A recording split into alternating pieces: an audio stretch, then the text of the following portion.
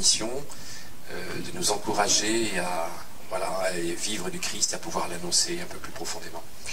Merci. Merci de m'avoir invité en fait. Voilà.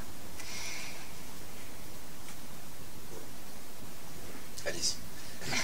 On peut. Vous souhaitez que tout de suite on puisse commencer les questions et. Ben, en fait, Oui. c'est sous forme de dialogue, oui, Oui. j'aime bien. Donc, voilà, moi j'ai rencontré donc Jésus, si on peut dire, quand j'étais toute petite, sur une plage, justement. J'avais 3 ans, et une petite fille de mon âge m'a parlé de Jésus. C'est-à-dire qu'elle m'a entraînée dans un lieu désert, sur des rochers, en me disant si tu ne crois pas en Jésus, tu seras emporté par les robots. Et donc, j'étais une enfant très sensible, assez solitaire. Je me sentais parfois un peu étrangère dans ma propre famille. Et je percevais la violence du monde déjà, parce que le monde est parfois violent et on peut le ressentir même enfant. Et donc ces robots étaient pour moi la violence incarnée dans un tas de ferraille et d'acier. Et il préfigurait déjà ce monde où le visage de l'homme est effacé et où l'homme devient un clone interchangeable, un homme qu'on peut remplacer à volonté, quoi. Voilà. Et donc Jésus s'est positionné comme le sauveur de l'identité face à ces robots, d'un cœur humain en fait. Donc c'est celui qui nous rend notre visage. Et donc petite fille, j'ai commencé à dire le Notre Père et le Je vous salue Marie que la petite fille m'avait appris pour conjurer les robots que je voyais s'avancer vers moi et me dévorer en fait. Donc ça a commencé comme ça en secret. Je disais les prières dans mon lit. Ici ça marche. Ah bon. Et tout ça en cachette de mes parents, qui pourtant étaient laïcs, donc c'était pas des juifs pratiquants, parce que c'est vrai que mon père avait souffert des rigueurs d'un père ultra-orthodoxe, dont j'ai un souvenir très vague, d'un vieil homme barbu. Non mais il avait une barbe jusque-là et il ressemblait un peu... Moi je pensais que c'était une espèce de Père Noël un peu triste, parce qu'il fixait tout le temps la cour sombre de son immeuble rue de Rome, pendant que ma grand-mère, qui s'appelait Rachel, confectionnait des petits beignets au miel. Et elle était apparemment terrorisée par ce grand-père, paix à son âme, qui était certainement un brave homme, mais enfin... très comme ça, voilà. Et donc les sœurs de mon père n'avaient le droit de parler à aucun garçon, c'était un peu la terreur, voilà. Et donc mon père tenait aux valeurs de la République. Il était un peu naïf peut-être, je sais pas. Et il était profondément laïque. Mais du coup sur cette page blanche, puisqu'il n'y a pas eu d'éducation religieuse, le Christ, enfin le visage du Christ a pu s'imprimer. Et voilà. Et donc je dirais que Jésus, et peut-être même avant la naissance, c'est d'une certaine manière imposé, enfin manifesté, puisqu'il ne s'impose jamais, puisque mon père a voulu m'appeler Véronique, alors que ma mère avait parlé de Barbara ou d'un autre prénom. Et ma mère a dit non, mon père a dit ce sera Véronique, qui veut dire image véritable et qui fait référence au linceul de Turin. Qu'est-ce qui se passe? Non, c'est bon, c'est pour les lumières. Et du coup, je pense que Jésus, c'était donc avant la naissance, par ce prénom. Et donc cette petite fille, voilà, m'a parlé de Jésus. Et donc très tôt, elle m'a offert un crucifix. Et quand je regardais le Christ sur la croix, je voyais la souffrance. Mais je voyais surtout l'amour inconditionnel, qui ouvrait ses bras à l'infini. Et pour moi la croix c'était comme un lit, un berceau, où j'avais envie de me blottir dans les bras de ce Dieu qui ouvrait les bras, qui avait quelque chose de maternel. J'avais pas vraiment conscience encore de tout ce que ça symbolisait. Et donc voilà, ça a commencé comme ça. Et dès que je pouvais aller dans une église, puisque j'allais souvent dans les cimetières pour aider les chats, pour voir les chats, eh bien j'allais dans une église et je me mettais au pied de la croix et je regardais le Christ. J'avais soif en fait, j'étais une enfant un peu assoiffée d'amour puisque ma mère était une femme très indépendante et elle ne s'occupait pas toujours autant de moi que je l'aurais voulu. Et puis j'ai vécu quelque chose d'assez dramatique quand j'étais enfant. Et donc le Christ... Est-ce que vous pouvez nous dire peut-être les différentes épreuves que vous avez pu avoir de manière très générale? Bon, de manière générale, Voilà. j'ai eu un frère qui a eu un accident de voiture et qui était très violent. Et puis, par contre, complètement à l'extérieur de la famille, bien évidemment. Enfin, Beaucoup d'épreuves. non, enfin, d'un homme qui a voulu abuser de moi quand j'étais toute petite, etc. Donc voilà, donc le Christ a été... donc cette violence, je l'ai vécue. Donc quand je parle des robots qui symbolisaient la violence, le mal incarné, qui veulent défigurer un visage d'enfant, une innocence, c'était vraiment pour moi, les robots, c'était vraiment l'incarnation du mal. C'était de tous ces hommes qui veulent... de tous ces systèmes qui veulent déshumaniser l'homme. Et donc le Christ déjà était pour moi cet amour inconditionnel. J'avais déjà le pressentiment qu'aucun homme, aucune femme, aucune mère, aucun père ne pouvait y répondre absolument, que seul Dieu pouvait combler cette soif et cet amour. Voilà, j'avais déjà cette sensation. Peut-être du fait aussi que ma mère était assez, je l'aimais profondément, mais elle était très, très absente. Donc chaque été, on retournait sur une plage qu'on m'a parlé de Jésus, en face de la mer. Alors on va arriver au moment de l'adolescence, un peu avant l'adolescence, et là vous avez des épreuves aussi importantes qui vont jouer un rôle important dans votre évolution. Oui, ce que je veux dire, c'est que le premier acte de foi que j'ai posé, c'était de sauver des animaux, justement.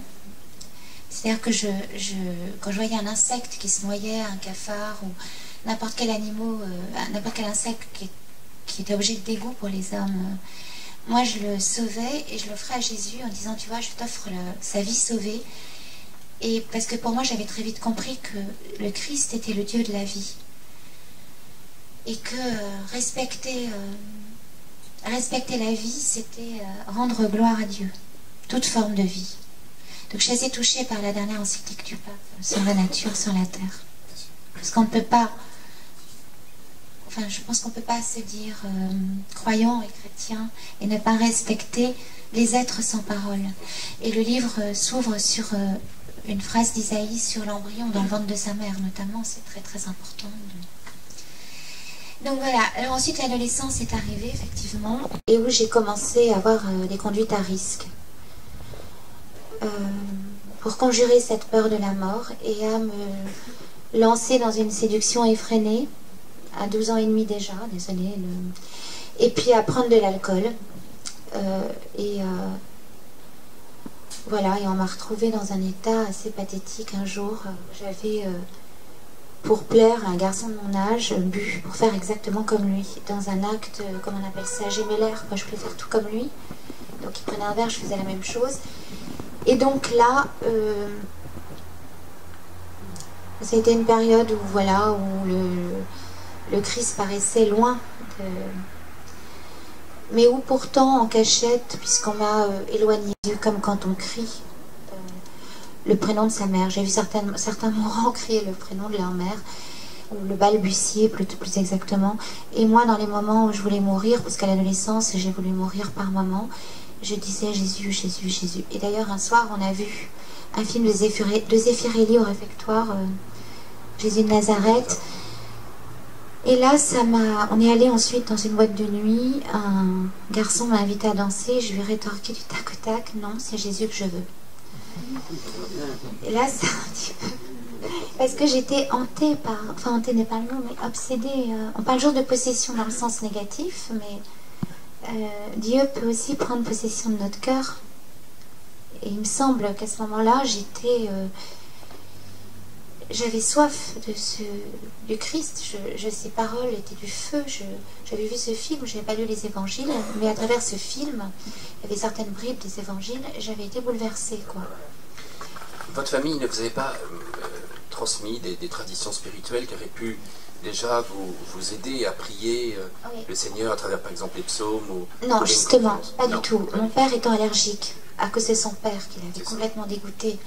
Donc mon père avait été traumatisé, mais par contre ma mère m'avait acheté des livres avec des contes de fées et une Bible pour enfants, dans laquelle il n'y avait que les grandes figures comme Sodome et Gomorrhe, le déluge.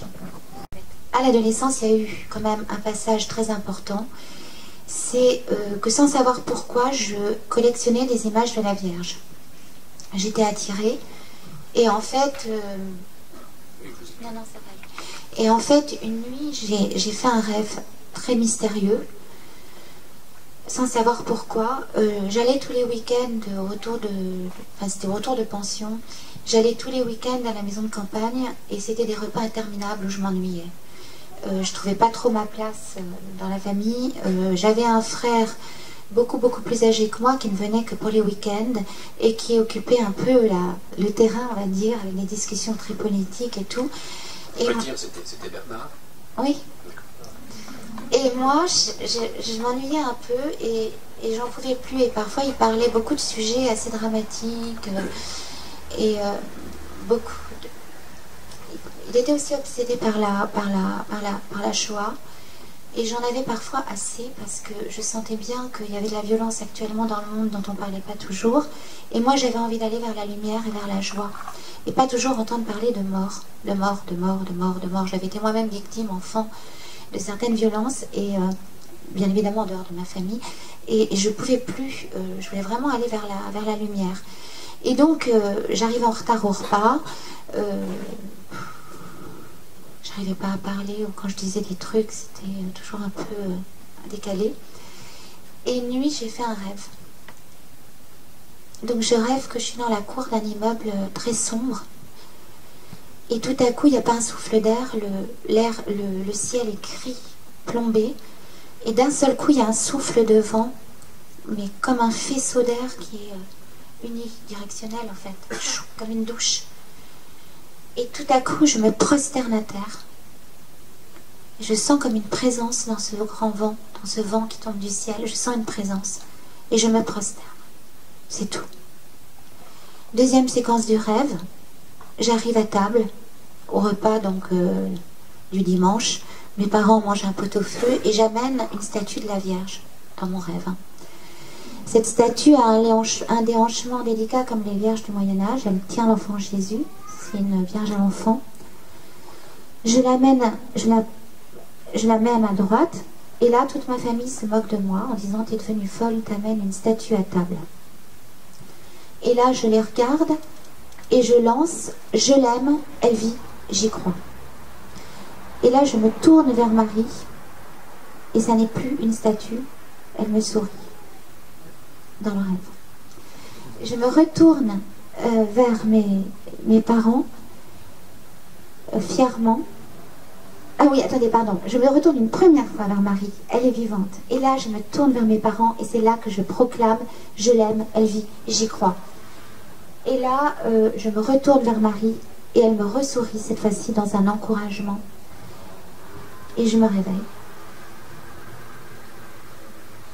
Et en fait, il y a un petit passage dans mon livre où je parle de Marie. Il y en a de très longs, mais je vous lis simplement un tout petit passage. En fait, il y a tout un chapitre où je parle de Marie, mais là, c'est un petit passage où je parle qui est très court. Je collectionne clandestinement. Alors, je collectionne clandestinement et sans savoir pourquoi des icônes de la Vierge. En fait, c'est des images. Je m'arrête devant les petites statues de bois dans les vitrines des boutiques religieuses. J'aime ce visage, à l'ovale délicat, nimbé dans la lumière d'un ravissement mystérieux, au regard clos sur un secret, aux mains jointes dans la ferveur d'une promesse inouïe. Marie, Marie, je te salue Marie, pleine de grâce. Prends-moi la main, garde-la au creux de toi. Je te regarde, ô mère des tout-petits, des paumés, des fêlés, de ceux qu'on n'écoute pas, des fous, des damnés de la terre, des pas sérieux, des sans voix, sans visage, sans pardon. Je t'appelle sans savoir. Mon silence n'est pas ton silence. C'est un trou, une béance, abandon. Une nuit en songe, tu es venu dans un murmure de source. Et là, je raconte. Donc, je veux simplement dire que Marie, pour moi, était vraiment la maman, enfin la mère. C'est pas quelque chose de mièvre du tout. C'est un cri dans ce silence que je ressentais. Peut-être parce que justement, je souffrais aussi d'avoir pas vraiment de racines, ça de ne pas avoir été élevée dans une culture religieuse, justement. Et il y avait un grand vide et une grande soif. Voilà. C'était le petit passage que je voulais dire. Donc voilà, donc ce songe est arrivé. Et puis après, il y a eu le décès de votre maman. De mon père, d'abord. De votre père, d'abord, en plus. Ouais. Comment? Oui, donc, donc mon père a été opéré du cœur. Tout devait très bien se passer. Tout aurait dû bien se passer. Et donc l'opération se passe, un triple pontage. Et puis mon père étant un homme très enfantin, assez impatient, plein d'enthousiasme, voulait rentrer plutôt que prévu de l'hôpital, mais on le laisse partir parce que tout s'est tellement bien passé qu'il n'y a pas de raison. Donc il rentre dans son appartement. Et puis moi, on ne veut pas trop que je le voie. On m'écarte un peu parce que comme j'étais hypersensible, on avait peur de mes réactions, peur que je le fatigue. J'étais un peu rebelle, un peu difficile, et pourtant mon père m'aimait beaucoup. C'était d'ailleurs celui qui me comprenait le mieux. Et puis ce soir-là, avant de s'endormir, alors que tout allait bien, il dit, ma fille Véronique, il faut qu'elle soit à l'heure au rendez-vous. Donc ma mère lui dit, quel rendez-vous tu veux qu'elle vienne? Tu veux la voir? Mon père dit non, pas du tout, je veux être seule, d'ailleurs laissez-moi seule, parce qu'il y avait mes deux frères qui étaient là, et ma mère, je veux être seule, laissez-moi seule. J'ai besoin d'être seule. Il éloigne tout le monde, il veut vraiment être seul. Donc quand il parle de ce rendez-vous, ma mère a jugé bon de m'en parler le lendemain. Donc ça veut dire que même ma mère, qui n'était pas du tout branchée sur le surnaturel, qui fuyait même ça, enfin ça lui faisait peur, si elle m'en a parlé, c'est qu'elle a senti elle-même qu'il y avait quelque chose de très particulier. Et mon père donc se retrouve seul, se couche. Il y avait quand même une infirmière avec lui.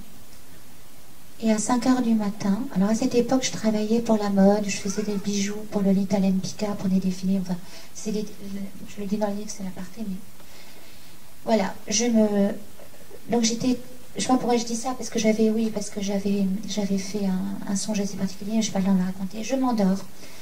Et à 5 h du matin, je suis réveillée par mon frère aîné, donc Bernard, qui me dit avec une voix que je ne connaissais pas, une voix blanche, vite, dépêche-toi, papa va très très mal.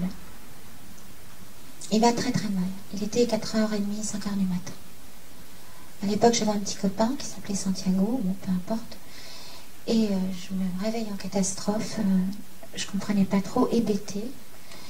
Et mon père aimait que je me fasse des nattes. Parce que, en fait, c'est pas pour ça que je me les fasse depuis mon baptême, mais avant, j'avais les cheveux un peu dans tous les sens. Et là, je me dis, mais vraiment, hein, dans tous les sens, et là, je me dis, bon, il faut peut-être que je me fasse des nattes pour voir mon père, même s'il va mal. Alors, je commence à me faire une natte. Puis, j'arrivais pas à me coiffer. Je la défais, je la fais, je la défais. C'est un geste presque nerveux, mécanique. Puis, je m'habille comme une automate, je dévale les escaliers. J'attrape un taxi et j'ai dit, vous pourriez aller plus vite parce que mon père, je crois qu'il va très mal, je crois qu'il est peut-être mort. Le taxi a complètement paniqué parce que il est allé très vite. C'était d'ailleurs un musulman. J'ai eu dans des moments de ma vie de belles rencontres avec eux. Et puis il m'emmène, il fonce, j'arrive devant l'immeuble et je vois les pompiers. Je sors de la voiture, ils me disent c'est trop tard. Et là, je monte l'escalier, la porte s'ouvre. Ma mère, qui était une femme très joyeuse, très lumineuse, mon frère aîné, je ne l'avais jamais vu pleurer, enfin, c'était des lamentations, des sanglots, c'était la désolation. J'avais l'impression d'avoir basculé dans une autre dimension. Et moi, j'étais comme très froide. Je ne pleurais pas. J'étais comme anesthésiée. J'étais comme, j'avais pas de réaction. Je voyais tout, j'observais tout. J'y croyais pas en fait. Et je vais dans la chambre et mon père. Et je me dis, c'est pas possible, c'est une mauvaise blague, il va se réveiller. Et je commence à l'embrasser et aller vers lui, on m'empêche. Parce que pour moi, je voulais le prendre dans mes bras, c'était un geste spontané. À ce moment-là, mon frère Bernard, complètement paniqué, dit, il faut un rabbin, il faut un rabbin. Lui qui n'avait jamais prié de sa vie, tout à coup, il fallait un rabbin. Donc, il appelle un rabbin, c'était un samedi. Alors, c'était un samedi. Alors, il appelle un rabbin, et puis le rabbin lui dit, non, c'est Shabbat. Donc, je ne peux pas venir. C'est du beau. Hein. Pourtant, Jésus a dit, c'est le sabbat qui est fait pour l'homme et pas l'homme pour le sabbat. Mais bon, attendez, vous allez voir, après c'est drôle. Donc, pas de rabbin. Alors, mon frère, on en appelle un autre. C'est vraiment, là, j'ai le droit à la blague juive de ma vie. Ce jour-là, c'est dans un instant tragique. Je peux même la raconter, c'est presque sans faire exprès. Et donc, mon frère rappelle un autre rabbin, un peu plus ouvert et un peu plus miséricordieux, qui dit, ok, je viens. Donc, le deuxième rabbin vient. Et voilà que le deuxième rabbin rapplique aussi. Donc on a eu 2 rabbins. Parce que le deuxième a eu des scrupules après, s'est dit quand même, je vais venir. Et donc mon père a eu 2 rabbins. Donc c'est presque drôle. Alors, ceci dit, j'ai une scène d'un rabbin, je ne sais plus si c'était le rabbin numéro 1 ou le rabbin numéro 2, mais il y en avait un dans la chambre. Il avait recouvert le miroir d'un drap. Et mon père était recouvert de la tête aux pieds, je ne pouvais pas voir son visage. Je dis, mais j'aimerais voir le visage de mon père. Non, c'est interdit. Pourquoi? Parce que le mort qui ne voit pas ne veut pas être vu alors que lui ne voit pas. Bon, je trouvais ça assez joli. Bon. Et puis à un moment, je dis, mon père, il respire et tout. Calmez-vous, calmez-vous. C'est le corps qui continue à avoir des réflexes et tout. Parce que moi, j'étais persuadée qu'il devait ressusciter. Je me parlais et tout. Et puis je dis, mais pourquoi vous avez mis un drap sur le miroir? Et là, le rabbin me fait une jolie phrase. Et c'est assez d'une douleur pour qu'elle ne se reflète pas dans l'autre monde. Je sais pas, je me souviens. C'était peut-être un peu cabalistique, je sais pas. Et du coup, voilà. Donc il y a eu 2 rabbins. Et bon, j'en rigole, mais je rigolais pas du tout. Et donc la nuit, je ne dors pas. Je crois que j'ai écrit un poème où il était question d'un ange qui ouvre les portes pour le dernier mariage. Parce qu'au lieu de dire enterrement, je disais mariage. Je faisais toujours une gaffe, je me trompais. Donc voilà, arrive le jour de l'enterrement. Et ça, j'avais pas dormi de la nuit. J'avais écrit ce petit poème que je devais lire sur l'ange. Et ce jour-là, je ne sais pas par quelle excentricité bizarre, je m'habille tout en blanc. Je connaissais pas l'histoire de baptême. Pour moi, notamment, il fallait être noir, je m'habillais en blanc. Parce que je refusais l'idée que mon dans un néant. Parce que, en fait, mon frère Philippe me répétait toujours depuis son premier accident, après la mort, il n'y a rien, c'est le néant, c'est le néant, c'est le néant. Et moi, j'ai toujours cru qu'il y avait quelque chose. Et je croyais en la vie au-delà de la mort, je croyais déjà en Dieu. Puis j'avais eu cette rencontre de Jésus. Donc je m'habille en blanc. J'arrive au funérarium. Quai de la Râpée, c'était un matin vraiment blafard, il faisait gris, c'était donc le 5 novembre. Et là, un rabbin donc lit des psaumes en hébreu et en français. Et là, il y a eu le psaume 139 qui a été lu. C'est « Tu m'as tissé dans le ventre de ma mère, tu m'as brodé au creux de la terre, ton embryon, mes yeux le voyaient, etc. » Je ne le connais pas par cœur, mais en gros, c'est vraiment l'âme qui repose dans le sein de Dieu, et Dieu qui de toute éternité nous a aimés, nous a désirés, nous a voulu, nous a brodé avec attention. Et là, ça a été comme une caresse de Dieu, comme s'il me prenait dans ses bras. Et j'ai compris que mon père n'était pas mort, mais j'ai vu le cercueil comme un berceau, et mon père comme un enfant sur le sein de Dieu. Parce qu'il y avait le psaume aussi, comme un enfant sevré sur le sein de sa mère, comme un enfant sevré. Et moi qui n'avais jamais entendu un psaume, là je me suis dit, mais c'est pas possible, c'est magnifique. C'est les plus beaux, c'est vraiment magnifique, et voilà. Et donc, ça a été le premier rendez-vous avec la parole de Dieu.